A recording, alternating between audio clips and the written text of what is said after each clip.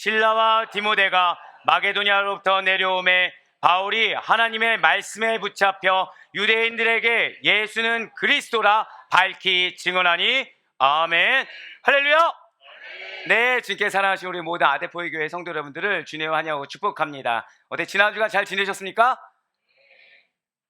못 지낸 것 같은데요. 네. 자, 우리 자울 팬분들한테 좀 이렇게 반하게 인사하시고서 시작하시면 너무나도 좋을 것 같아요. 성령님이 함께 하십니다. 네. 자, 한 번 더 인사하실 때 성령님이 우리를 붙들어 주십니다. 인사하시면 좋겠습니다. 네.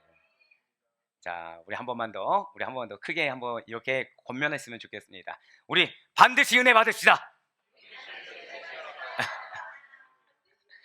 네, 제일 크게 말씀하셨어요. 반드시 은혜 받으시다. 자, 여러분들 잘 아시다시피 우리 아데포이 교회 지난 처음에 설립 예배 드림부터 지금까지 우리 무엇을 계속하고 있습니까? 1년 동안 뭐 하기로 했죠, 우리가? 1년 동안. 예, 특별 새벽 기도회를 지금 계속해서 진행하고 있어요. 그 시작이 무엇이었습니까? 출애굽기를 통해서 우리가 은혜 받는 시간을 가졌다고 한다면 요즘 우리가 무슨 말씀을 통해서 은혜 받고 있나요? 네, 감사합니다. 이쪽만 은혜 받고 이쪽은 별로 안 받는 걸로. 자, 우리 전도서를 통해서 은혜 받는 귀한 시간을 가지고 있습니다. 그런데 이 전도서를 보다 보니까 해 아래의 인생들과 그리고 하나님을 믿는 믿음으로 살아가는 그 인생들의 공통점이 있다는 것이죠. 그것이 무엇이겠습니까? 양쪽이 어느 방향이 되었든지 간에 무엇인가에 붙들려 있다는 거예요. 그러니까 해 아래 인생이든 하나님을 믿는 믿음 아래에 있는 자든 무언가에 붙들려 있다라는 공통점이 있다는 거죠. 자, 하나님 없이 사는 해 아래 인생들은 무엇이겠습니까? 세상의 온갖 것들에 붙들려 산다라는 거예요. 그러나 하나님을 믿는 믿음 안에 거하는 자들은 오직 주 예수 그리스도, 절대 고백하실까요? 예수 그리스도. 네, 그렇습니다. 내가 알든 모르든 예수 그리스도께 붙들려 있음을 여러분들 반드시 믿으시길 바라겠습니다. 그렇다면 여러분들께서는 요사이 주된 관심사가 과연 무엇입니까?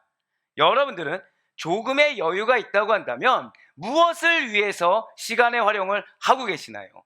일 중독자들은 주로 무엇에 매여 있어요? 일에 매여 있습니다. 그러니까 워커홀릭들은 대부분 이 일을 하는 거에 매여 있다는 거죠. 인생에 쓰디쓴 실패를 맛본 분들은 성공을 바라면서도 정작 더 이상 나에게는 이러한 성공을 거둘 수가 없다, 또는 내가 이것에서 또 실패하면 어떡하지? 라는 실패감 가득한 생각에 붙들려 있다는 거예요. 왜요? 경험이 그러했기 때문에 그 경험에 기이한 생각에 지금 붙들려 있다는 거죠. 인생의 동기를 잃어버린 분들은 헛되이 사라지고 말 것들에 대해서 허무감에 붙들려 산다는 거예요. 이것도 해봅니다, 저것도 해봅니다. 근데 무엇을 해도 참된 만족을 찾기 힘들다 보니까 자꾸 헛되고 사라지고 다시 이전에 돌아보지 않을 것들에 매여 산다라는 거예요. 우리만 그렇겠습니까? 지금 전쟁 중에 있는 이스라엘과 하마스 가자지구나, 또는 우크라이나 러시아 국경지대에는 안타깝게도 인질들이 또 붙들려 있다는 거죠. 그렇습니다. 모두 다 환경이 어떻든 생각이 어떻든 사람과의 관계가 어떻든지 간에 무언가에 붙들려 있다는 거예요. 지금 제가 너무 부정적인 것만 언급한 것 같습니까? 그런데 이게 현실이라는 거예요. 이게 현실이라는 것입니다. 이 땅을 살아가면서 물질에 매여 있기도 합니다. 또는 사람과의 관계가 안 좋으면 그 사람과의 관계에 매여 있기도 해요. 또는 내가 무언가를 가치 있게 여기서 했던 일이 망하고 나면, 또는 그것의 실패를 경험하면 경험에 붙들리고 인생사가 자꾸 그런다는 거죠. 다 공통점 무엇입니까? 사람과 관계된 거, 이 세상과 관계된 거에 필연적으로 매여 있고 붙들려 있다는 것입니다. 하나님 없는 인생들이 주로 붙들려 있는 것 중에 선한 것이 무엇이 있겠습니까? 아니, 정확히는 유의미한 것, 남아있을 만한 것들이 과연 무엇이 되겠습니까? 사랑, 여기 많은 부모님들이 계신데 부모님들이 자녀를 위해서 희생하셨습니까? 안 하셨습니까? 별로 안 하셨네요. 네, 다들 자녀를 위해서 희생하죠. 자, 나는 내 자녀가 내가 원하는 만큼 자라주었다. 네, 저밖에 없는 걸로. 네, 사실 내가 원하는 만큼 자라지 않는다는 거예요. 자녀에게 많은 사랑을 주었습니다. 자녀가 다 알아줍니까? 아니에요. 대다수의 부모님의 인생은 한 자녀를 위해서 올인을 한다는 거죠. 그런데 그 자녀는 부모님의 올인을 그만큼 알아주지 않는다는 것입니다. 보통 부모님들이 그 사실을 깨닫게 되었을 때 그때 무엇을 바라보나요? 그때 돼서 배우자를 바라보든 아니면 다른 내 인생의 노후를 즐길 만한 다른 거를 바라봅니다. 하지만 자녀들에게 투자했던 만큼, 자녀들에게 사랑을 쏟았던 만큼의 공백을 메꾸기란 요원하다라는 것입니다. 예, 맞아요. 우리는 혈연이 되었든 지연이 되었든 학연이 되었든 무언가에 열심을 다해보지만 실상 우리에게 남는 것은 그만큼의 만족감은 없다라는 것이죠. 우리가 그 붙들려야 하는 것들은 이러한 일들이나 이러한 부정적인 생각, 악한 세력, 사람과 관계된 것들이 결코 아니라는 거예요. 왜이겠습니까? 여러분과 저는 절대 고백하실게요. 나를 하나님께서 붙들어 주십니다. 정말 믿으십니까? 예, 맞아요. 내가 알든 모르든 간에 우리가 하나님의 손에 붙들려 사는 그리스도인이라는 사실을 여러분들 반드시 잊지 마시길 바라겠습니다. 이사야의 선포처럼 우리는 하나님의 손에 붙들려서 살아가는 존재들이라는 거예요. 오늘 말씀을 시작하기 전에 너무나도 감사한 것이 있어요. 그것은 우리에게 하나님께서 위로를 주길 원하신다는 것입니다. 우리를 얼마나 사랑하는지 먼저 깨닫고 오늘 말씀을 듣기를 원하신다라는 거예요. 그래서 우리에게 위로를 주시는 하나님의 사랑의 말씀을 다 같이 선포하며 시작하도록 하겠습니다. 이사야 41장 13절의 말씀입니다. 스크린을 보겠습니다. 시작. 이는 나 여호와 너의 하나님이 내 오른손을 붙들고 내게 이르기를 두려워하지 말라. 내가 너를 도우리라 할 것임이니라. 아멘. 자, 저따 고백하실게요. 예배에 집중하겠습니다. 왜요? 이럴 때 웃으시면은 집중을 못했구나라고 제가 오해를 하게 됩니다. 하나님께서 오늘 여러분들을 돕겠다고 작정하신 줄 믿으시길 바랍니다.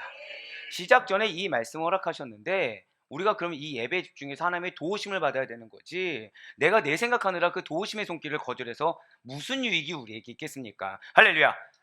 그렇습니다. 하나님께서 우리를 붙드시사 두려워하지 말고 염려하지 말고 미리 걱정하거나 근심하지 말고 하나님의 도우심을 받으라 라는 이 말씀을 믿으며 나아갈 수 있는 우리의 예배 시간 될 수 있길 간절히 소망합니다. 이러한 여러분과 저, 하나님께서 작정하고 붙드시고 도와주시겠다고 약속한 여러분과 저는 세상 자랑, 명예, 권력에 매이지 않는다는 거예요. 오직 주 예수 그리스도와 그분의 말씀에 사로잡혀서 믿음만을 가지고 나아가는 하나님의 백성이 여러분과 저인 것입니다. 성령의 지배하심을 받고 있어요. 성령의 붙들리심 속에서 복음만을 증거하는 주님의 충성된 일꾼들이 여러분과 저라는 것이죠. 그렇기 때문에 오늘 이 말씀을 허락해 주신 거예요. 오늘 이 말씀이 무엇이겠습니까? 성령으로 걸어가라. 성령으로 걸어가라 사도행전 시리즈 18번째 시간에 하나님께서는 절대 고백하실게요. 성령의 붙들리심. 네, 성령의 붙들리심이라는 주제로 사도행전 18장 5절 말씀을 통해서 예비된 풍성한 은혜를 반드시 부어 주실 것입니다. 오늘 본문 말씀 사도행전 18장 5절 말씀 다시 한번 더 보도록 하실게요. 제가 읽겠습니다. 실라와 디모데가 마게도니아로부터 내려오매 바울이 하나님의 말씀에 붙잡혀 유대인들에게 예수는 그리스도라 밝히 증언하니. 아멘. 지금 실라와 디모데가 나와요. 각각 빌립보와 데살로니가 지역에서 각각 사역하던 실라와 디모데입니다. 그런데 이들이 고린도라는 지역에서 다시금 사도 바울과 합류하게 되었습니다.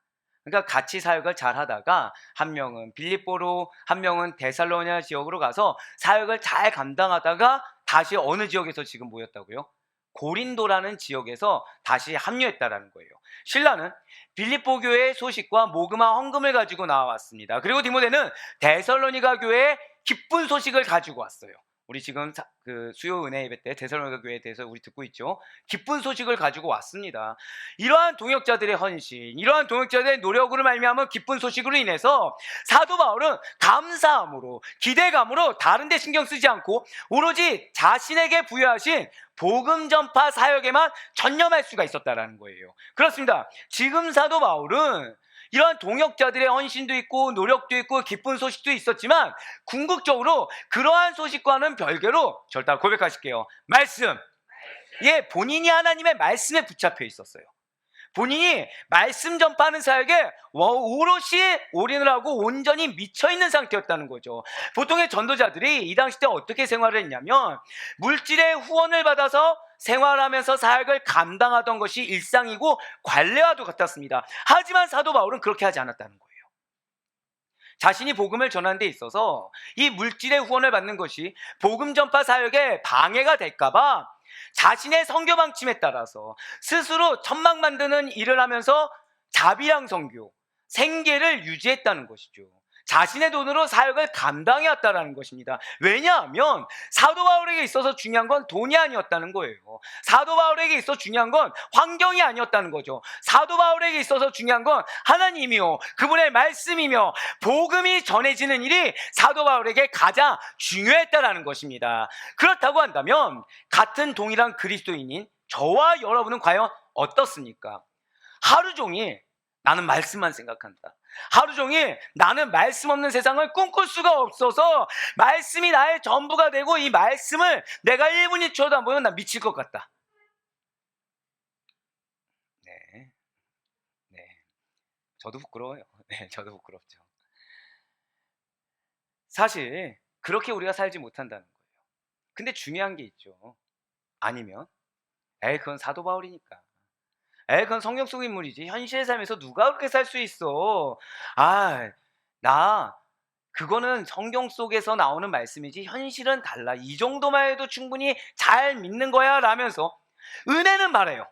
축복은 바랍니다. 내 기도에 응답도 바래요. 하지만 정작 나에게 헛되고 썩어 없어질 것들, 사라질 신기루와 같은 것들에 붙들려 있는 것은 우리가 아니겠습니까? 분명 머리로는 알고 있는 거죠. 이것도 하나님의 섭리의 과정 중에 하나예요.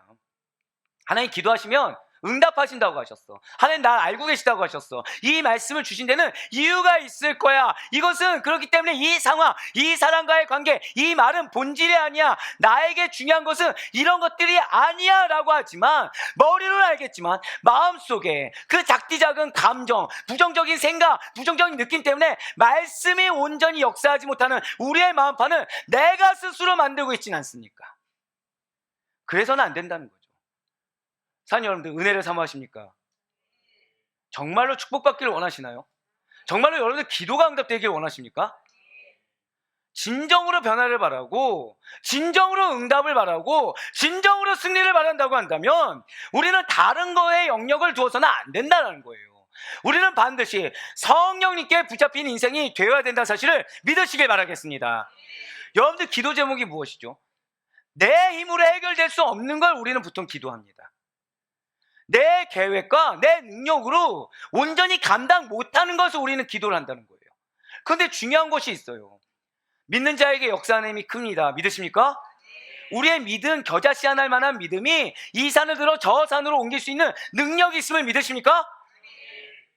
근데 중요한 건 나에게 믿음이 전부가 아니라는 거죠.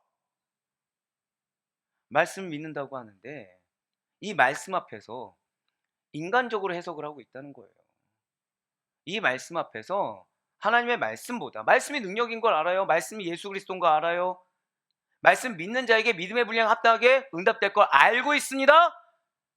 그런데 나라는 생각 앞에서, 나라는 감정 앞에서는 말씀보다 누가 더 중요합니까? 내가 너무나도 중요하다는 거예요. 나는 하나님의 은혜를 받아야 되고 하나님의 신적 능력을 받아야 되고 그런 놀라운 역사가 일어나길 참 바라지만 정작 나의 스탠스는 믿음의 스탠스가 아니라는 거죠. 나의 스탠스는 세상 가운데 그래도 조금 종교심이 있는 자의 모습, 그래도 조금 나아 보이는 모습을 견지하는 우리의 모습은 아닙니까? 그래서는 안 된다는 거예요. 오롯이 성령님께, 오롯이 말씀을 믿는 믿음 가운데 매여 있을 수 있는 여러분과 제가 되길 간절히 소망합니다. 인생이 짧나요? 기나요? 여기다가 제가 뭐라 썼냐면 이 다음 말이 이제 질문이 대답이 갈려져야 되고요. 여기는 다 짧다고 대답하셔야 정상이거든요. 자, 지금 벌써 1월 한 달이 벌써 다 지나갔잖아요. 자, 1월 한 달 동안 나 많은 거 이루었다 있으십니까? 자, 1월 한 달 동안 나 새해 초에 계획한 거 다 이루었다 있으세요? 솔직히 고백을 하면 지금 우리 양육을 하잖아요. 제가 지금 교재를 집필하고 있지 않습니까? 교재를 집필할 때 계획으로는 지난주 전에 이미 완성폼이 나왔어야 돼요. 나왔습니까? 안 나왔습니까? 안 나왔어요. 자, 저 어떤 사람이죠? 기도하고 말씀 연구하는 사람인데도 안 나오더라고요. 인생사가 계획대로 됩니까? 안 됩니까? 절대 안 된다는 거예요. 근데 중요한 거는 시간을 돌려보니까 벌써 1월이 다 지나갔다라는 거죠. 근데 시간은 그렇게 짧게 빨리빨리 흘러가는데 내가 이루는 것이 아무것도 없다는 거예요. 예, 맞습니다. 시간은 짧습니다. 그럼 여러분들 그 짧은 인생 동안 영생을 바라보고 나아가는 우리들이 무엇에 투자를 해야 되겠습니까? 무엇에 전념을 다해야 될까요? 한 번 사는 인생인데 정말 제대로 사도 바울처럼, 정말 베드로처럼 한번 하나님께 칭찬받는 것이 어떤 것인지 경험해 봐야 되지 않겠습니까? 한번 정말 하나님이 기뻐하시는 인생이 무엇인지 경험해 봐야 되지 않겠습니까? 성경 속에 나오는 은혜가 무엇인지 나도 한번 증명해 봐야 되지 않겠습니까? 4명만 증명하길 원하는 걸로 생각하겠습니다. 예, 맞습니다. 우리는 그렇게 살아볼 가치가 있는 하나님께서 부르신 그리스도인이라는 거예요. 우리를 그냥 부르지 않으셨어요. 저 다 고백하실게요. 나로 말미암아 경험하라고. 예, 경험하라고 부르셨어요. 무엇을 경험하라고 부르신 건가요? 구원받음을 경험해 보라는 거예요. 구원받은 백성의 인생이 어떤 건지 경험하라는 것입니다. 더불어서 여러분들 통해 변화된 영혼들이 어떤 영혼들인지 경험해 보라는 거예요. 할렐루야! 비단 우리에게만 이렇게 말씀하신 걸까요? 우리 아델포이 교회만 이렇게 말씀하신 것일까요? 아니라는 거예요. 초대교회를 생각해 보시길 바래요. 많은 분들이 초대교회 하면 무엇을 생각합니까? 뭐 유무상통하고, 다 공통점이 뭔지 아십니까? 물질이에요. 물질을 나눴다. 아니에요. 초대교회는 딱 한 단어로 축약할 수 있습니다. 저 딱 고백하실까요? 성령님께 붙들린 교회.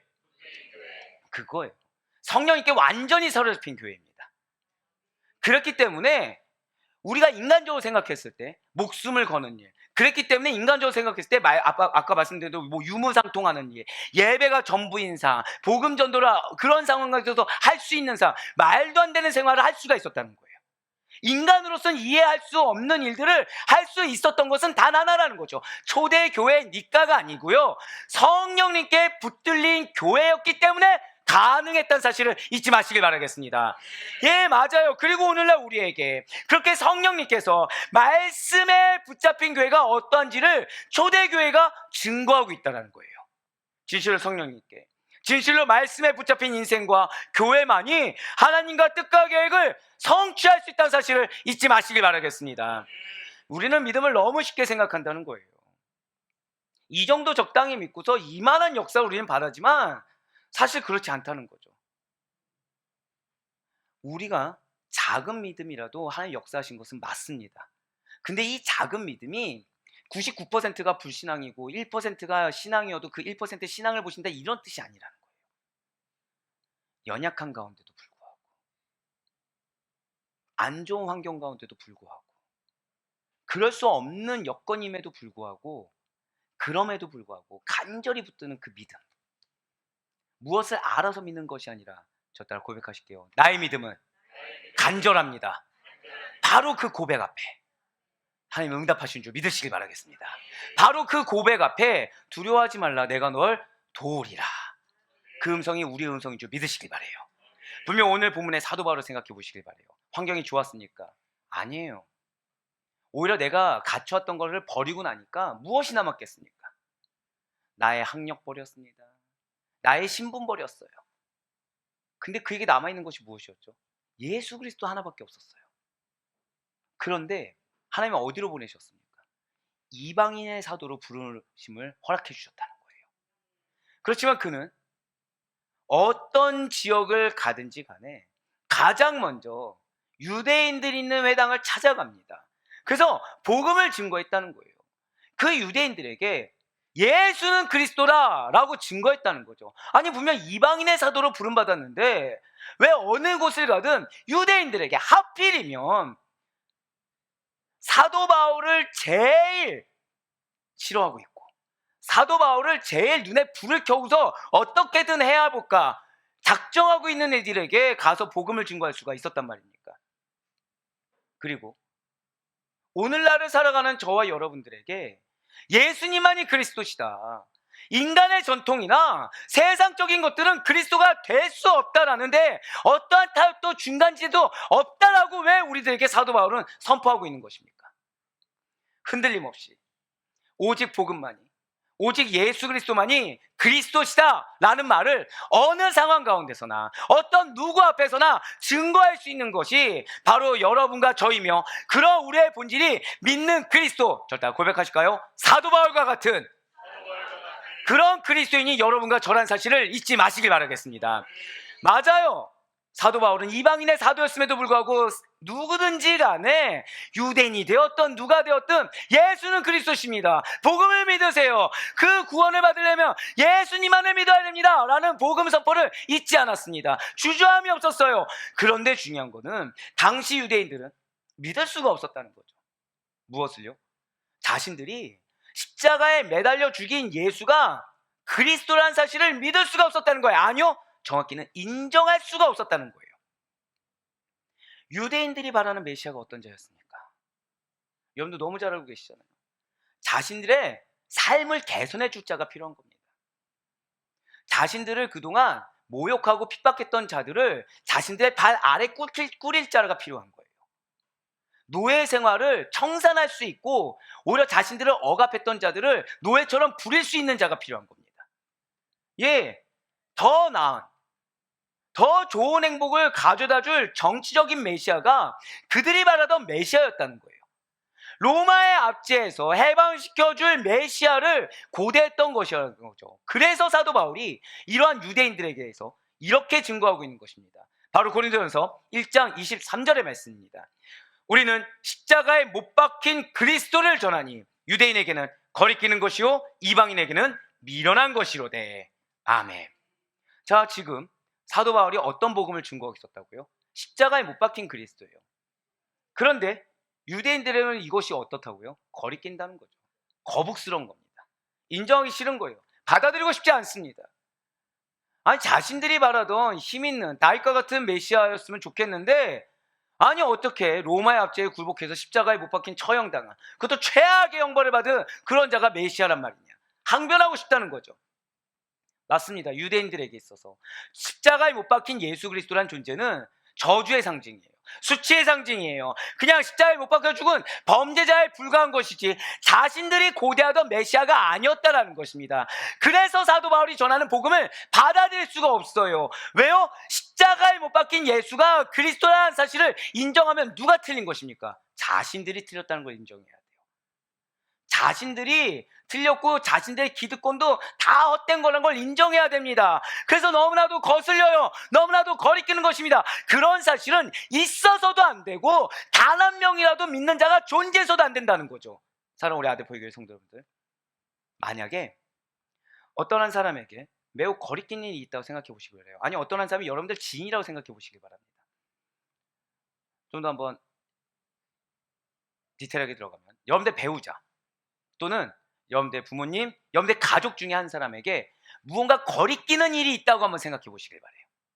그런데 그 일이 그 사람에게 있어서는 인정해서는 안 되는 일인 거죠. 그러니까 왜 가족의 불문율 같은 거 있을 거 아니에요. 입 밖으로 거론도 해서도 안 되고, 가정의 평화를 위해서는 얘기를 내뱉어서도 안 되고, 그 일이 진짜가 되어버리면 안 되기 때문에 암묵적으로 잠잠히 있는 겁니다. 암묵적으로 얘기를 안 하는 거예요. 그래서 그것을 거론되는 것조차 난감해하고 싫어하고 있다고 한번 생각해 보시기 바랍니다. 그런데 우리가 그 가족에게 그 거리끼는 일을, 인정하기 싫은 그 일을, 그 난감해하고 가정의 평화를 깨트릴 수 있을 만한 그 일을 선포해야 된다는 거죠. 하나님이 나에게 명령하셨다는 거예요. 가정의 평화가 중요하냐? 하나님인 내가 중요하냐? 갑자기 그런 사명을 나에게 주셨다고 생각해 보시길 바래요. 너가 아무리 아니라고 해도 인정하지 않고 있지만 그것을 인정해야 돼. 그것을 받아들여야 돼. 라고 선포해야 된다는 거예요. 그런데 그냥도 아니고요. 그 사람에게 직접 가서 아무렇지 않게 쉬지 않고 계속해서 담대하게 그 사실을 인정할 때까지 여러분들 선포할 수가 있겠습니까? 가정의 평화를 깨뜨려가면서 가정 중에 나 혼자만 왕따를 당할 수 있고 나 혼자만 이상한 사람처럼 취급받을 수 있는데 그렇게 선포할 수가 있겠습니까? 보통 사람들이 언제 거북함을 느끼죠? 언제 거리낌을 느낍니까? 대부분은 내가 하지 말았어야 하는 일, 잘못을 하거나 부끄러운 일을 하면 마음이 불편하고 거리낌이 느껴집니다. 그래서 그것을 모른 채 넘어가길 바란다는 거예요. 유대인들에게 있어서는 바로 예수님을 십자가에 못 박아 죽인 바로 그 일이 그렇게 거북하고 그렇게 불편하며 그냥 잠잠히 묻어다가 싹 지나갔으면 좋겠는 일, 양심의 거리낌이 있는 바로 그런 일이었다는 거예요. 그래서 그 누구도 그 사실을 건드리지 않았으면 좋겠는 거죠. 그래서 그 누구도 입 밖으로 거론하지 말고 제발 그냥 물 흘러가지, 물에 물 탄 듯 술에 술 탄 듯 넘어갔으면 좋겠는 일이 바로 그 일이라는 거예요. 쉬쉬하면서 잊어버리고 싶은 일, 이 공동체의 평화를 위해서 누구 한 명 낭중지추처럼 목과 같이 안 올라왔으면 좋겠는 일, 바로 그 일이 예수 그리스도를 십자가에 못 박은 일이었습니다. 수치스러운 일이었어요. 정확히 말씀드릴까요? 유대인들이 어떤 민족이죠? 자부심이 어마어마합니다. 유대인들의 자부심은 무엇입니까? 하나님이 누구만을 선택했어요? 자신들만을 선택한 거예요. 자, 하나님 선택한 민족입니다. 실수가 있을 수 있습니까? 없습니까? 없어요. 왜요? 하나님이 선택하셨거든요. 자신들은 뭐에 자부심이 있죠? 그런 하나님을 제일 잘 알고 있다는 자부심이 있습니다. 그래서 뭐에 매여 있습니까? 율법에 매여 있는 거예요. 자신들이 하는 행동 하나하나가 다 정당한 겁니다. 그런데 그런 자신들에게 실수가 있다고요? 그런 자신들에게 하나님의 아들을 못 박아 죽였다고요? 이걸 어떻게 인정할 수가 있습니까? 인정하면 뭐가 흔들리는 거죠? 근간 자체가 흔들리는 거예요. 인정하면 자신들이 삶을 지탱해 오던 거, 그 모든 것들이 무너지는 것입니다. 제가 방금 뭐라 말씀드렸죠? 삶을 지탱해 오던 게 무너지는 거예요. 그런데 사도 바울이 자신들의 삶을 지탱해 오던 거, 아니 자신들뿐만 아니라 이스라엘이라는 나라 자체를 지탱해 오던 그 자부심을 무너뜨리고자 한다는 거죠. 그 공동체를 흔들어 놓으려는 행동을 하고 있는 거예요. 쉬지 않고 제발 묻어두고 공동체의 평화를 위해서 좀 모른 척하고 넘어갔으면 좋겠는데 쉬지 않고 증거하고 돌아다니는 거예요. 들쑤시고 있는 겁니다. 문제는 그 사도 바울이 하는 얘기에 드디어 귀를 여는 자들이 생긴다는 거예요. 문제는 이방인들 믿는 거 신경 안 씁니다. 중요하지 않죠. 왜요? 인정하지 않으니까. 문제는 뭐죠? 유대인들 중에서 믿는 자가 생겨버린 거예요. 근데 또 문제는 그 믿는 자들이 변화하는 겁니다. 믿는 자들 통해 하나의 역사하심이 보여지고 있는 거예요. 할렐루야. 우리는 아멘이 나오잖아요. 이들 미치겠는 겁니다. 바알의 자식이라고도 해봐요. 귀신 들린 자라고도 해봐요. 근데 그 말 뒤에 숨을 수 없을 정도로 너무 선한 결과들이 나옵니다. 하나님의 역사라고밖에 인정할 수 없는 일이 속속들이 드러나요. 능력 없는 자다, 무시하던 자들까지도 능력을 발휘합니다. 미치겠는 거예요. 그래서 유대인들은 그거의 근원이 되는 누구죠? 바울이, 그 바울의 복음 증거가 매우 못마땅한 겁니다. 그래서 공격을 해요. 폄하합니다. 인신공격을 해요. 자, 이스라엘 민족들은 신정국가 민족입니까? 아니면 인본주의 국가 민족입니까? 신정국가죠. 근데 공격을 뭘로 하는지 아십니까? 인본주의적으로 공격을 하기 시작하는 거예요. 인간의 본연의 것이 나오는 거죠. 전통을 기준으로 삼습니다. 인간을 기준으로 삼습니다. 세상을 기준으로 삼습니다. 마치 문제가 있는 것이냐 왜곡하고 호도합니다. 복음을 증거하지 못하도록 회방하면서 사도 바울을 배척해버린다는 거예요. 그래서 잘 모르는 사람들은 현혹되어서 마치 진짜 사도 바울이 문제인 것처럼, 그 말의 복음이 문제가 아닌데 그래서 그 말이 자체가 문제인 것처럼 착각하게 왜곡시켜버린다는 거죠. 바로 사도행전 18장 6절의 말씀입니다. 그들이 대적하여 비방하거늘 바울이 옷을 털면서 이르되 너희 피가 너희 머리로 돌아갈 것이요 나는 깨끗하니라. 이후에는 이방인에게로 가리라 하고. 아멘. 그렇습니다. 사도 바울을 대적했어요. 사도 바울을 비방했어요. 그런데 그럼에도 불구하고 사도 바울은 사람의 말에 연연하지 않았어요. 절대 고백하실까요? 나는 말씀에만 반응하겠습니다. 정말로 이것을 실천하시길 바래요. 우리가 시험은 사람의 말에 우리가 반응했을 때 나오게 돼요. 우리가 시험은 인본주의적인 세상의 기준에 사로잡힌 자의 말에 반응했을 때 나옵니다. 하지만 우리는 무엇으로 구원받았습니까? 여러분들, 사람이 구원해 주었습니까? 세상의 가치관이 구원해 주었나요? 아니요. 믿음으로 구원받았습니다. 말씀을 믿음으로. 말씀이 계시된 예수 그리스도를 믿는 믿음이 우리를 구원하는 줄 믿으시길 바랍니다. 그럼 우리는 어디에 반응을 해야 됩니까? 말씀에 반응해야 돼요. 우리 누구에게 반응해야 되죠? 예수 그리스도께 반응해야 돼요. 사람의 기준이 있는 자들에게 반응하는 자들이 우리는 결코 아닙니다. 예, 맞아요. 그래서 사도 바울은 복음을 전했어요. 사람의 눈치 보지 않았습니다. 환경의 눈치 보지 않았어요. 왜요? 하나님이 사도 바울에게 너 사람 눈치 봐 얘기하신 적이 없습니다. 하나님이 사도 바울에게 너 환경 좀 신경 써, 너네 공동체를 좀 평화롭게 만든다는 복음 증거에 이런 얘기한 적이 없어요. 너 니네 가족이 좀 하나 된 다음에 복음 증거해야지 이런 얘기하신 적이 한 번도 없어요. 사도 바울에게 뭘 말씀하셨죠? 복음 증거해. 가는 곳곳마다 예수 증거해. 이게 전부 다였어요. 그래서 사도 바울은 그냥 순종한 거예요. 사도 바울이 무슨 능력이 있습니까? 사도 바울의 능력은 딱 하나예요. 자, 다 고백하실까요? 순종의 능력. 그게 다예요. 판단의 능력이 아닙니다. 그냥 하라고 한 거 한 거예요. 가라고 하면 가고, 서라고 하면 서고, 오라고 하면 오고, 증거하라고 하면 증거하고. 내가 무슨 말을 듣냐 안 듣냐 이거 중요합니까 안 중요합니까? 그건 하나님 말씀하신 적이 없어요. 그러니까 중요하지 않은 거예요. 회개할 것은 하나님이 저에게 뭘 말씀하셨죠? 여러분들 뭐 하라고요? 제가 먹이라고 했어요. 먹이라고. 근데 제가 뭐에 매여 있었을까요? 어떻게 먹이느냐, 어떤 환경 가운데 먹이느냐. 아니, 제가 말씀을 묵상하면서 떠오른 거는 하나님은 저한테 지난 사역의 여정을 봤는데 단 한 번도 손쉬운 환경을 주신 적이 없습니다. 이게 중요할까요 안 중요할까요? 안 중요해요. 이유는 뭔지 아십니까? 자, 저 지금 사역 감당하고 있으니까 아니면 사역을 내려놨습니까? 이게 팩트예요. 하나님 저를 부르셨잖아요. 목회자로 부르셨잖아요. 목회자로 부를 때 저한테 부름받아 나서니 뭐 어디든지 가오리라. 어디까지도 가야 돼요? 아굴골짝 빈들에도. 빈들에 누가 있어요 없어요? 없죠. 근데 제 입술로 불만 섞이게 나오는 게 뭐예요? 그쵸, 인자는 머리 둘 곳이 없죠. 그러니까 이게 당연한 거예요. 근데 저 당연하게 여겼으니까 마음속으로 은연중에 여기까지. 큰일 날 뻔했네. 네. 맞아요. 하나님은 저한테 단 한 번도 어떤 환경에서 해라, 어떤 사람들과 함께 해라 이런 얘기 하신 적이 없어요.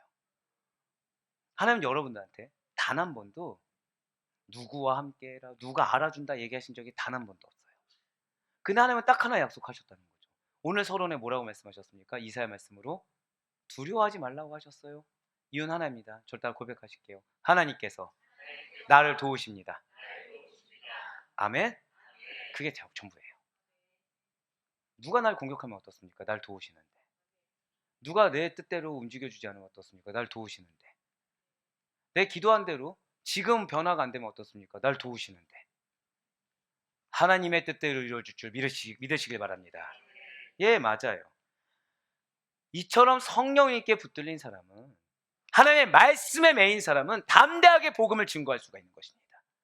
이 복음 증거가 그냥 밖에 나와서 전도하는 게 아니죠. 제가 항상 말씀드리죠. 여러분들 무엇으로 증거하라? 저도 한번 더 고백하실까요? 나의 삶. 예, 나의 삶으로 증거하는 거예요. 내가 믿는 자다운 삶을 보여주는 겁니다. 내가 정말 성령님께 매인 자의 삶을 보여주는 거예요. 말씀의 매인 자의 삶을 보여주는 겁니다. 정확히 말씀드릴까요? 저 다 고백하실게요. 나는 변화됩니다. 맞아요. 믿었을 때와 믿지 않았을 때, 거짓 믿음이 있었을 때와 참 믿음이 있었을 때, 믿음이 연약했을 때와 믿음이 점점 장성함을 향해 자라날 때, 이 변화를 보여주는 겁니다. 사도 바울은 자신이 전한 복음을 누가 받아들이든지 받아들이지 않든지 아무런 상관이 없어요. 왜죠? 전하는 자는 자신이지만 듣는 이들을 변화시키게 만드는 일, 변화시켜서 믿게 하는 일은 누구에게 달린 일입니까? 하나님께 달린 일이기 때문에 나는 증거만 하면 되는 거예요. 어떤 반응을 내가 미리 예측할 필요도 없습니다. 내 이 환경 가운데 이 환경이 받쳐줘야 뭐 된다? 이것도 상관이 없습니다. 전하라고 하면 전하면 돼요. 지난 금요일철 때 우리가 말씀을 나눴잖아요. 나에게 만약에 물질이 필요해요. 하나님의 사명을 감당하는데 그럼 물질 채워주시는 거예요. 나에게 사람이 필요해요. 하나님의 사명을 감당하는데 사람이 필요하면 어떻게 하신다고요? 사람을 보내주시는 거예요. 그런데 사명을 감당하는데 나에게 믿음이 가장 필요한 거예요. 그럼 어떻게 하시죠? 믿음을 가질 수 있는 환경을 주시는 거예요. 할렐루야. 그렇습니다. 진실로 사도 바울은 자신이 증거한 복음에 대해서 배척하는 유대인들에 대해서 연연하지 않았어요. 그들이 무슨 말을 하냐 신경 쓰지 않았어요. 왜요? 발에 묻은 먼지를 떨듯이 떨어버리면 되는 거예요. 자신에겐 사명이 있거든요. 복음을 증거하라. 아무런 미련을 두지 않았습니다. 유대인이 받아들이지 않는다면 또 다른 유대인들에게, 또 다른 이방인들에게 가서 자신의 사명인 복음 증거를 그냥 계속하면 되는 거예요. 그냥 믿음 생활을 계속하면 되는 거예요. 사명을 계속 감당하면 되는 것입니다. 지나간 것에, 자신의 영역이 아닌 것에, 정확히 말씀드릴까요? 절대 고백하실 거예요. 인간적인 것에, 바로 그거예요. 인간적인 것에 매여있지 않았다는 거죠.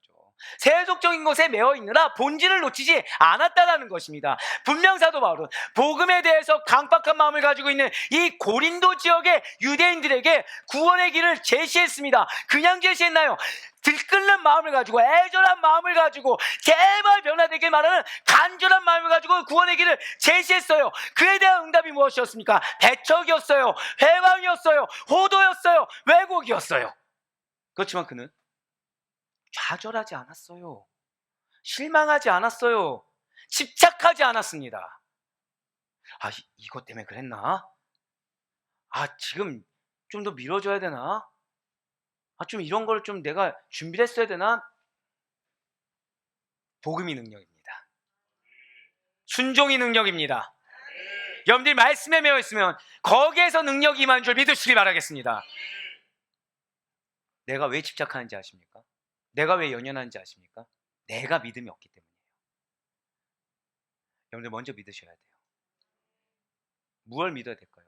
하나님 날 구원해 주셨다. 그런 나에게 사명을 주셨다. 나는 하나님이 함께하는 자이다. 이거에 대한 믿음이 회복될 수 있는 우리가 되길 소망합니다. 여기에는 여러분들이 물질이 얼마를 내냐, 얼마큼 많은 시간을 봉사하냐, 이딴 거는 중요하지 않습니다. 하나님의 기쁨이 되시길 바라요. 하나님 어떤 자 기뻐하실까요? 우리가 이제 항상 드리는 말씀 있죠.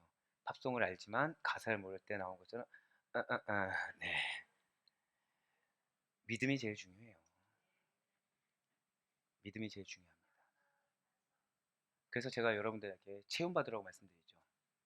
체험받으라고 말씀드릴 때 제가 어떤 조건들이죠? 아무것도 없어요. 일하라고 합니까? 일하지 말라고 합니까? 일하지 말라고 합니다. 왜죠? 그게 또 우상됩니다. 헌금도 정해진 대로 하세요. 그 헌금액이 또 우상됩니다. 그럴 바에는 차라리 마음에 작은 빚을 가지고 믿음 생활 잘하는 게 나으세요. 말씀에 매여 있으세요. 그것이 하나님의 기쁨이 되는 길입니다. 사랑하는 우리 성도 여러분들, 복음을 배척하고 회방하는 자들의 결말은 정해져 있어요. 우리가 왜 연연하냐? 그들의 결말을 믿지 못하기 때문입니다. 하지만 그들의 결말은 하나님의 엄중한 심판, 그것만이 기다리고 있다는 사실을 여러분들 잊지 마시길 바라요. 진실로 하나님께서는 복음을 배척하고 복음을 회방하며 악한 자들에게는 결코 자신이 손으로 붙들어주지 않으십니다. 그래서 욥의 친구 빌닷이 이렇게 선포하는 것이 아니겠습니까? 욥기 8장 20절의 말씀입니다. 하나님은 순전한 사람을 버리지 아니하시고 악한 자를 붙들어주지 아니하심으로. 아멘. 그렇습니다. 하나님께서는 악한 자를 붙들어주지 않으세요. 그래서 그냥 자연스럽게 파멸로 이끌 수 있도록 내버려 두십니다. 물론 이 말씀은 욥의 친구, 세 친구 중에 빌닷이 욥의 파멸이 악인의 파멸과 같다고 한 그런 뉘앙스이기 때문에 분명 잘못된 판단이 맞아요. 하지만 악인이 파멸한다는 것 자체가 틀린 말은 아니라는 거죠. 자, 욥기 8장 20절 말씀 다시 한 번 더 보시길 바래요. 지금 보시면 빨간 글씨로 뭐라 나와 있습니까? 악한 자를 붙들어주지 아니하신다고 나와 있습니다. 이것은 악을 행하는 자들의 손을 강하게 만들지 않는다는 뜻이에요.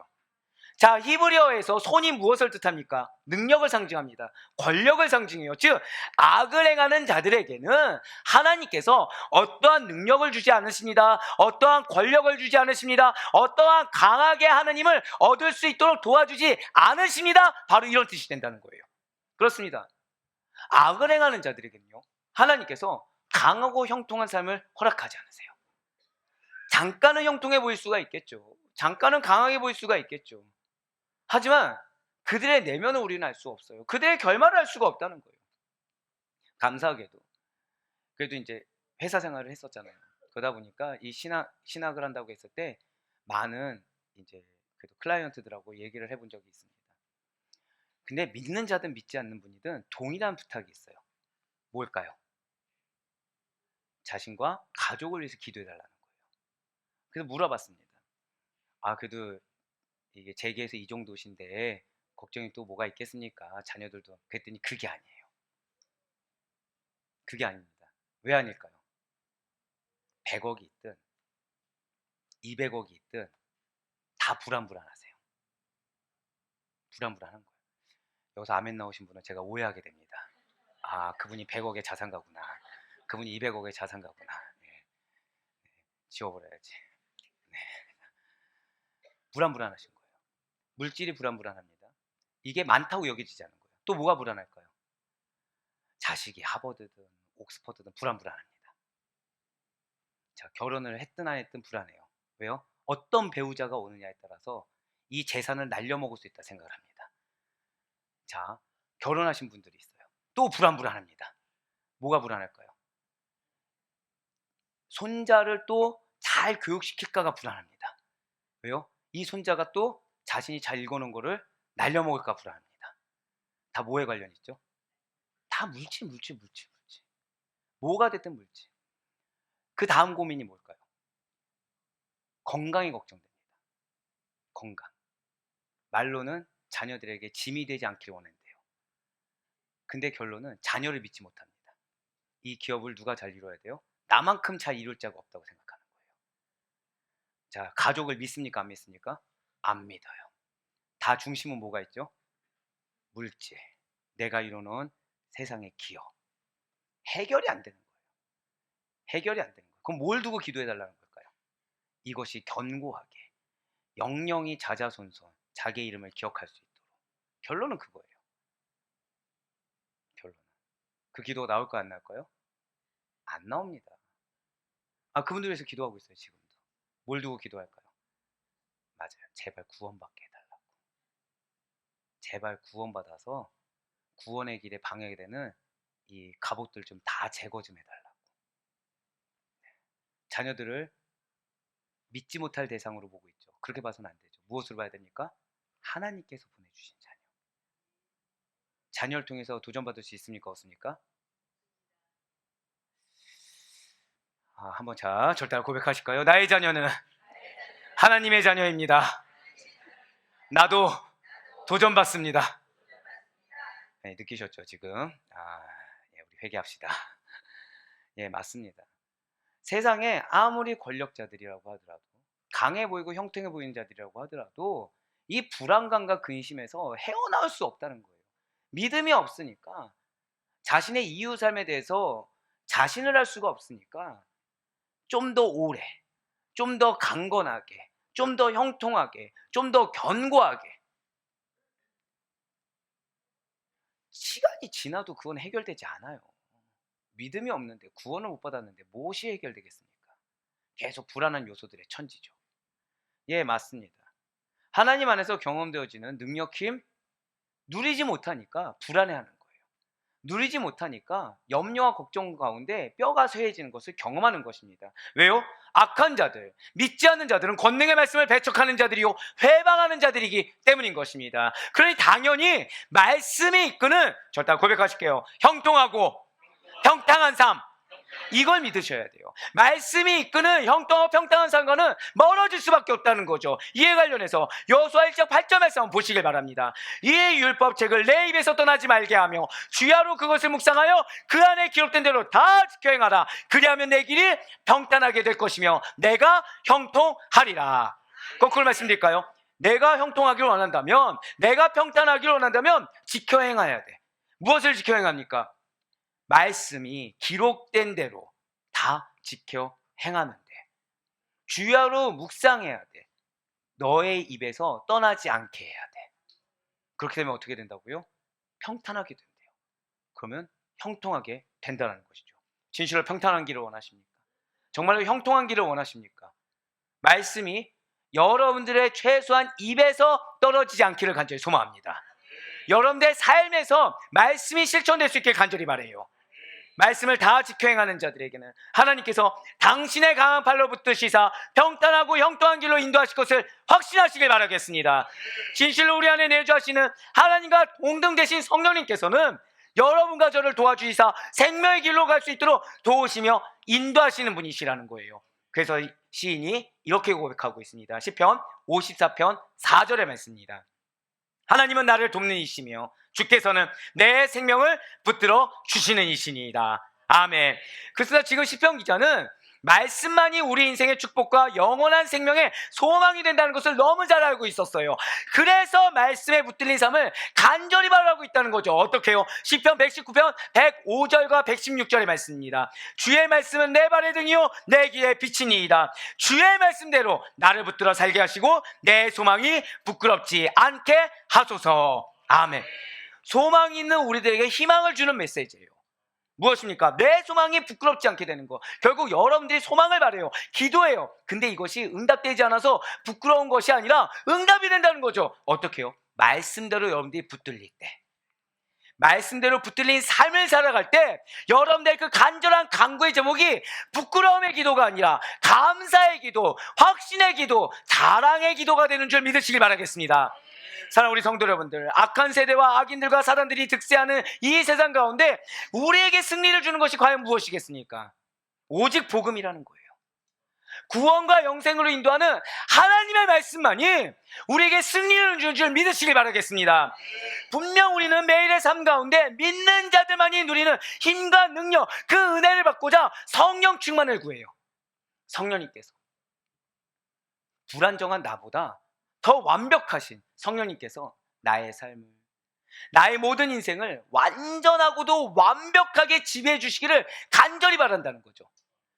성령 충만, 성령의 지배를 받는 성령님께 붙들린다는 것은 다른 게 아니에요. 막 온몸에 막 짜릿짜릿하게 전율이 일고 막 감동이 일어나는 것입니까? 나도 모르게 막 갑자기 충만해지고, 내가 원래 A란 방향 생각했는데 갑자기 B라는 방향으로 바뀌면서 막 풍성한 기운이 사로잡아 이전에 느끼지 못했던 기쁨과 즐거움 막 갖게 되는 것입니까?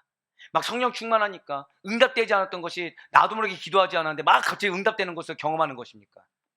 대체 왜 우리는 성령 충만, 성령의 지배하심에 대해서 어떠한 느낌, 어떠한 감정만을 계속 강조하고 있는 것입니까?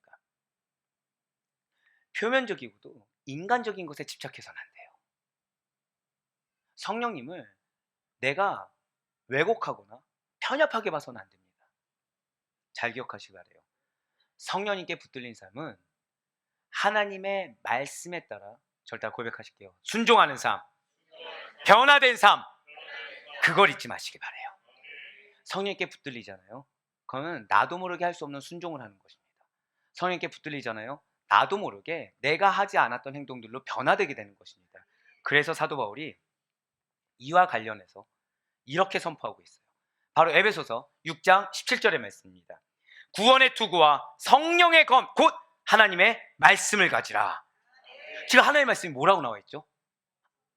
성령의 검이라고 나와 있어요. 말씀이 뭐라고요 지금? 성령의 검이라는 거예요. 그리스도의 군사가 가져야 될 것이 바로 이거라는 겁니다. 성령의 검, 구원의 검, 그것이 무엇이라고요? 하나님의 말씀인 거예요. 그리스도의 군사, 믿는 자들이 가져야 될 것이 성령의 검이라는 거예요.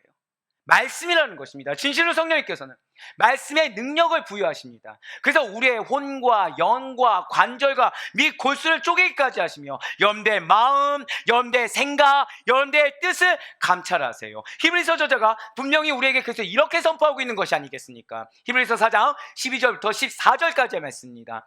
하나님의 말씀은 살아있고 활력이 있어 좌우의 날선 어떤 검보다도 예리하여 혼과 영과 및 관절과 골수를 찔러 쪼개기까지 하며 또 마음의 생각과 뜻을 판단하나니 지으신 것이 하나도 그 앞에 나타나지 않음이 없고 우리의 결산을 받으실 이의 눈앞에 만물이 벌거벗은 것 같이 드러나느니라. 그러므로 우리에게 큰 대제사장이 계시니 승천하시니 곧 하나님의 아들 예수시라. 우리가 믿는 도리를 굳게 잡을지어다. 아멘. 지금 여기에서도 하나님의 말씀이 살아있고 활력이 있어 좌우의 날선 무엇보다 예리하다고 나와 있습니까? 어떤 검보다도 예리하다고 나와 있어요. 진실로 하나님의 아들이신 예수 그리스도를 믿는 그 믿음으로 말미암아 오직 성령의 검, 가장 날카로운 성령의 검이 말씀만을 붙들 수 있는 여러분과 제가 되길 간절히 소망합니다. 그리스도인들이라고 한다면 하나님의 창조의 능력인 말씀으로 반드시 무장해야 된다는 거예요. 하나님 무엇을 창조하셨죠? 말씀으로 창조하셨어요. 말씀으로 창조하셨습니다. 결국 내가 내 삶 가운데 변화를 바란다. 이것은 무엇이죠? 새로운 영역이 창조되길 바라는 거예요. 내가 이전에 흘러왔던 이 삶과 완전 다른 삶이 나의 삶 가운데 열려지길 바란다는 거죠. 지금 나의 삶 가운데 창조되길 바란다는 것입니다. 그런데 이 창조의 능력이 나에게는 없어요. 누구에게 있습니까? 하나님께 있어요. 근데 하나님 무엇을 창조하셨죠? 말씀을 창조하셨어요. 할렐루야. 그래서 말씀에 매여 있어야 된다는 거예요.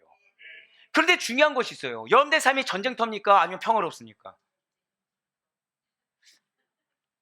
오해하게 된다니까요. 상당한 많은 전쟁을 지금 치르고 계신데. 좋아요. 우리 삶은 사실 전쟁터죠. 지금 우리 이제 수험생 친구들인데, 자, 우리 수험생 친구들 전쟁터입니까? 아닙니까? 전쟁터예요. 전쟁터입니다. 그럼 아이들만 전쟁터인가요? 우리 지난주에 들었죠. 요한이도 전쟁터예요.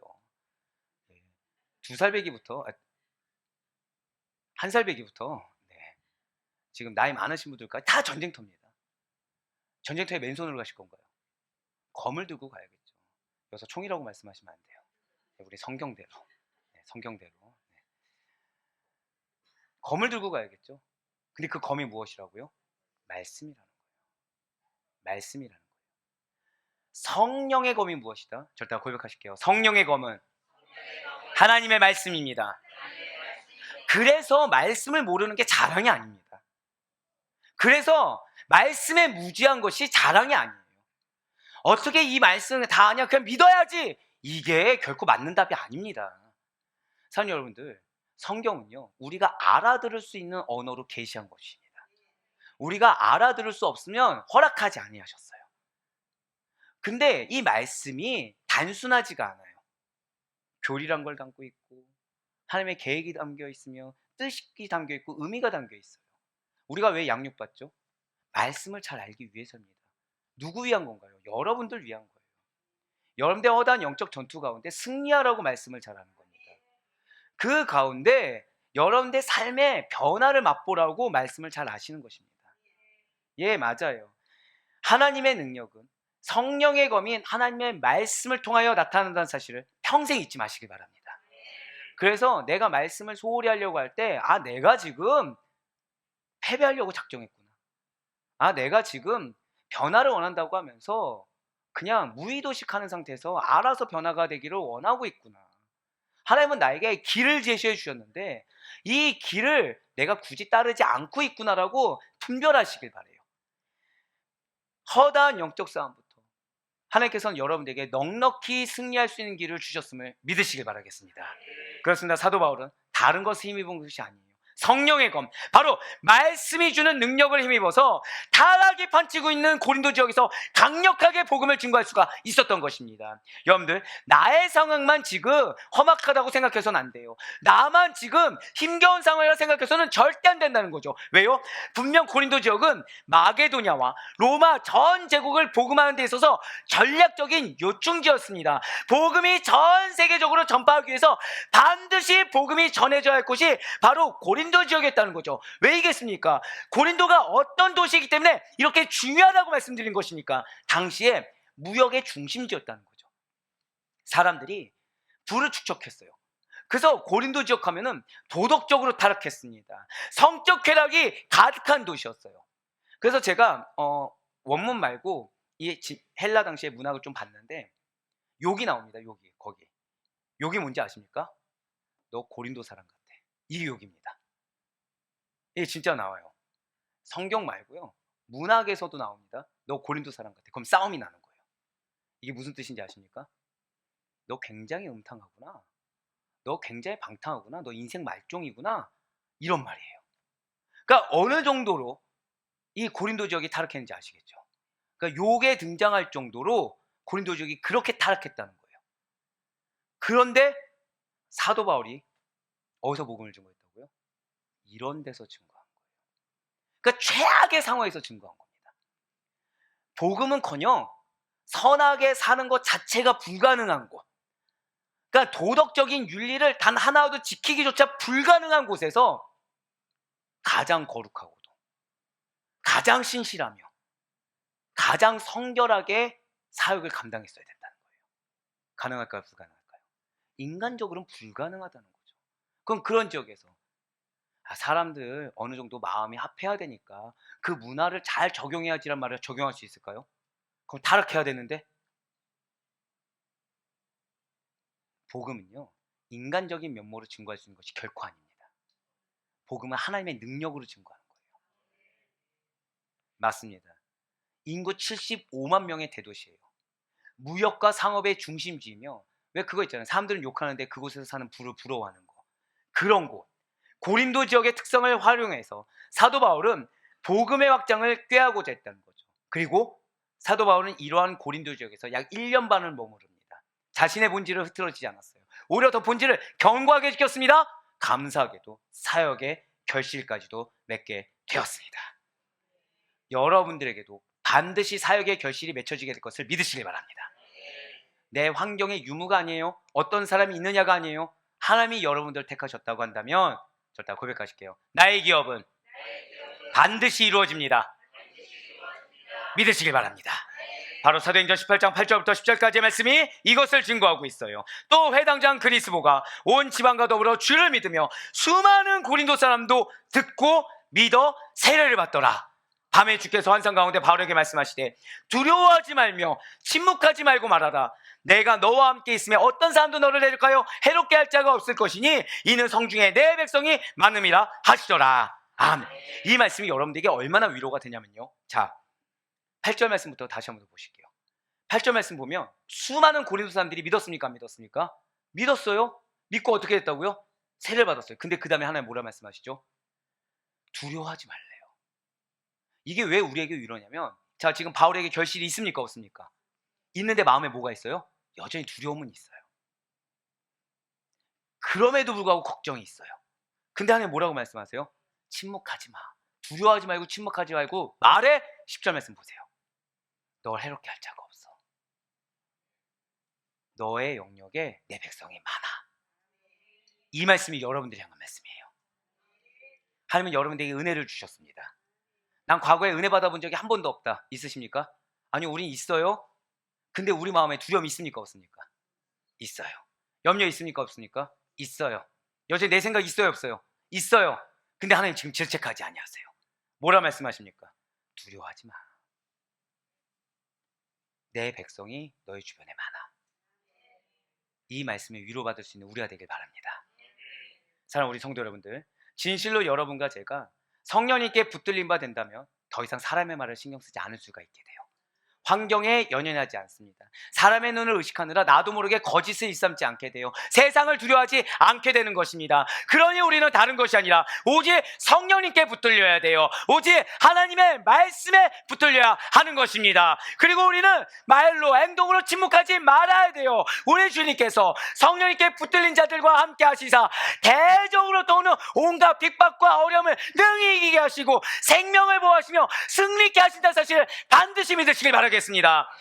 분명 사도 바울도 전도의 여행에 여러 가지 필요와 오랫동안 지속해온 말씀 전파 사역을 감당하는 데 있어서 그럼에도 불구하고 계속되는 유대인들 밖에 얼마나 심령이 위축되어 있었겠습니까? 하지만 그러한 사도 바울의 지친 몸과 마음에, 하지만 그렇게 지쳐있는 여러분들의 몸과 마음에 주님의 바울을 향한 사랑, 주님의 여러분들을 향한 사랑과 위로의 말씀은 활력을 주고 힘을 불어 넣어주신 줄 믿으시길 바라요. 그래야 사도 바울은 고린도 지역에서 귀한 열매를 맺을 수가 있게 되었어요. 베베가 있습니다.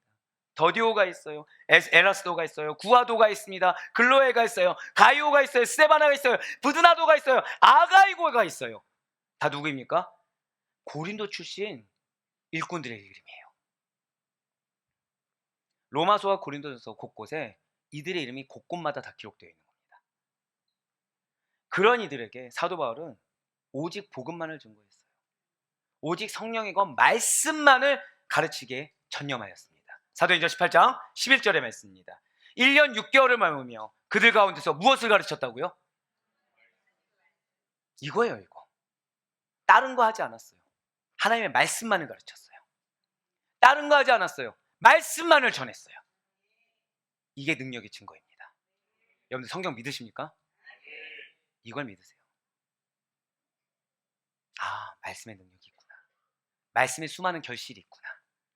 진실로 이 땅의 모든 성도들이 바로 이렇게 십자가의 날을 못 받고 예수 그리스도와 함께 말씀을 믿는 자들입니다.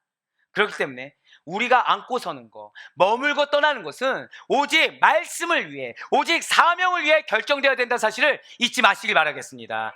사도 바울이 이 지역을 너무나도 잘 알고 있었기 때문에 어떤 환경이 되었든 하다못해 타락의 온상지, 욕조차 나올 정도의 그러한 타락의 온상지였던 고린도 지역에서 1년 반 동안 다른 것이 아니라 오직 말씀을 가르치는 사역에만 영혼을 갈아 넣었어요. 마음과 뜻을 갈아 넣은 것입니다. 과연 사랑하는 여러분들은 무엇이 기준이 되어서 안고 일어서고 있습니까? 무엇을 근거로 머물고 떠남을 결정하고 있습니까? 여러분들이 다른 무엇이 아니라 소돔과 고모라 같은 타락한 도시들의 우리들의 복음 증거 사역과 절대 고백하실까요? 말씀을 증거하라. 이것이 가장 절실하게 필요한 사실을 믿으시길 바라겠습니다. 만약에 사도 바울이 고린도 지역을 거점 삼아 말씀을 가르치고 전하는 사역을 하지 않았다고 한다면 우리는 지금 이렇게 편하게 앉아서 바른 말씀, 바른 복음으로 예배드릴 수가 없었을 거예요. 잘못된 것이 잘못된 것인지 알지도 못한 채 헛된 세월을 낭비하고 있었을 것입니다. 하지만 여러분과 저는 은혜의 권속이에요. 하나님께서 친히 택하여 주시사 오늘날 절대 고백하실까요? 나를 사도 바울과 같이 할렐루야! 그렇게 동일하게 복음 증거의 사명을 감당할 자, 주님의 십자가를 짊어질 자, 말씀을 증거할 자로 여러분과 저를 부르셨음을 믿으시길 바라겠습니다. 그렇습니다. 누가복음 23장 26절 말씀 마지막으로 한번 보시길 바라요. 그들이 예수를 끌고 갈 때 시몬이라는 구레네 사람이 시골에서 오는 것을 붙들어 그에게 십자가를 지워 예수를 따르게 하더라. 아멘. 지금 로마 군병이 구레네 사람 시몬을 붙잡아서 예수님 대신 십자가를 지게 해서 예수님을 따르게 했어요.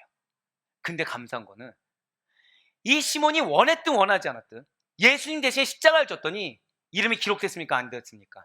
이름이 기록되었어요. 우리에게도 우리가 원하든 원하지 않든 예수님은 지금 십자가를 지게 하십니다. 자기를 부인하고 예수님만을 따르는 삶, 십자가를 지고 예수님만을 따르는 삶, 그리고 후일에 그 유명한 주님의 제자가 되었던 구레네 사람 시몬의 삶이요 여러분과 저의 삶인 줄 믿으시기 바랍니다.